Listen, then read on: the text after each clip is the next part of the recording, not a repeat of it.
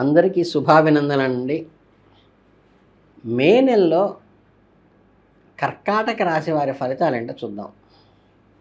ప్రధానంగా ఒక విషయం తెలుసుకోవాలి. ఇప్పుడు మనం ఒక అత్యంత ఆసక్తికరమైన ఎంతో ముఖ్యమైన రాశి గురించి ఇప్పుడు మాట్లాడుకోబోతున్నాం. అదేనండి కర్కాటక రాశి. మీరు అడిగిన విధంగా ఈ కర్కాటక రాశి వారు 2026 మే ఎలా ఉండబోతోందంటే, గ్రహాల కదలికలు మీ జీవితంలో ఎలాంటి ప్రభావం చూపుతుందంటే తెలుసుకునే ముందు అసలు కర్కాటక రాశి వారి యొక్క గుర్తింపుని ఇప్పుడు తెలుసుకుందాం.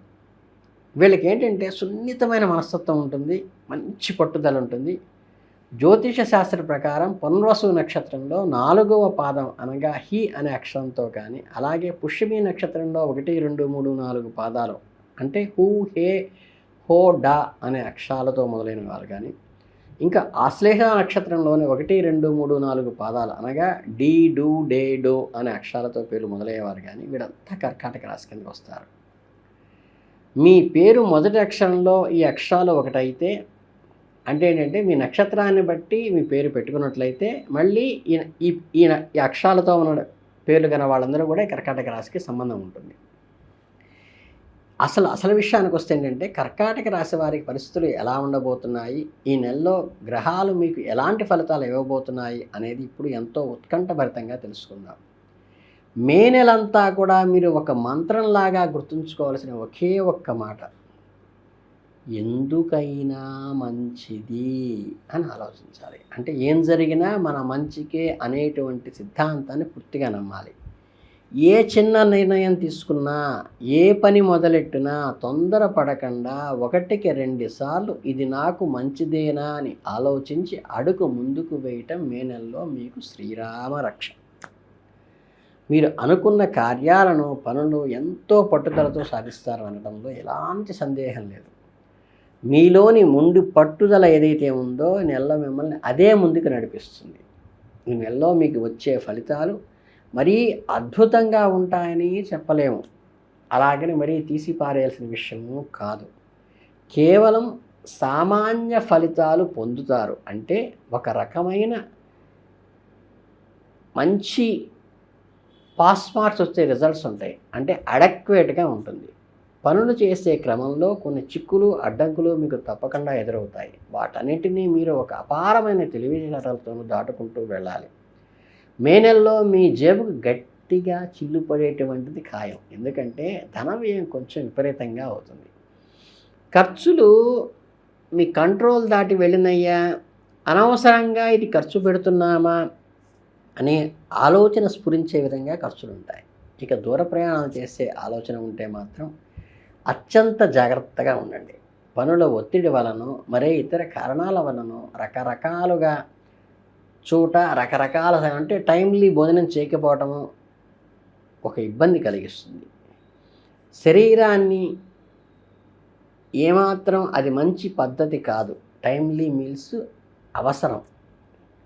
అలాగే మనం ప్రయాణాలు చేసేటప్పుడు ఒక పక్క ఆర్థిక ఇబ్బంది మిమ్మల్ని ఉక్కిరిబిక్కిరి చేస్తూ ఉంటుంది. డబ్బుల కోసం కొంచెం టెన్షన్ పడాల్సిన పరిస్థితి వస్తుంది. కానీ ఇక్కడ చిన్న మ్యాజిక్ జరుగుతుంది. మీకు అప్పుల బాధలు, ఆర్థిక ఇబ్బందులు ఉన్నప్పటికీ ఆ సమయానికి మీకు ఎంత డబ్బు కావాలో కరెక్ట్గా ఆ సమయానికి వచ్చి అది మీకు అందుతుంది. అదేంటంటే మనం బాగా సఫర్ అవుతున్న టైంలో అనుకోకుండా అయాచితంగా ఆ సమస్య నుంచి బయటపడటానికి కావలసిన మొత్తం అప్పుడు అందుతుంది. ఇన్ని ఒత్తిడులు, పరుగులు, ప్రయాణాల మధ్య మీరు కోల్పోయేది ఒకటే, ఒక రకమైన శాంతిని కొద్దిగా తగ్గినట్టు ఉంటుంది. అంటే మే నెలలో మీరు కొంచెం డిస్టర్బ్డ్గా ఉంటుంది, క్లమ్జీగా ఉంటుంది, చికాకుగా అనిపించినట్లుగా అనిపిస్తుంది. కానీ పనులు మాత్రం చివరికి లాస్ట్ మినిట్లో అన్నీ చక్కగా జరిగిపోతూ ఉంటాయి. ఇన్ని చిక్కు సమస్యలు ఉన్నప్పుడు వాటిని దాటుకోవటానికి జ్యోతిష్ శాస్త్రంలో కొన్ని పరిహారాలు అయితే సూచించడం జరుగుతుంది. మే నెలలో ఈ పరిహారాలు పాటించడం వల్ల ఈ చిక్కుల నుంచి ఉపశమనం పొందే అవకాశం ఉంది. కర్కాటక రాశిలో పునర్వసు నక్షత్రానికి చెందినవారు పుష్యరాగాన్ని, అలాగే పుష్యమి నక్షత్రం వారు ఇంద్రనీలము ఉంగరాన్ని, అలాగే ఆశ్లేష నక్షత్రంలో వారు పచ్చ అంటే ఎమరాల్డ్ని ఉంగరాన్ని ధరించడం వల్ల మీరు సహజంగా ఉన్న ఈ చిక్కుల నుంచి బయటపడతారు. అవకాశం ఉన్న వాళ్ళు మాత్రమే చేసుకోండి. అలాగే ప్రతి గురువారము మీ ఇంట్లో లక్ష్మీ కుబేర వ్రతం చేయటం వల్ల వ్యాపారంలో తిరుగులేని అభివృద్ధి కలుగుతుంది. అలాగే కార్యసిద్ధి కూడా కలుగుతుంది. అంటే సంకటనాశన గణేష పూజ చేయటం వల్ల కూడా కార్యసిద్ధి కలుగుతుంది.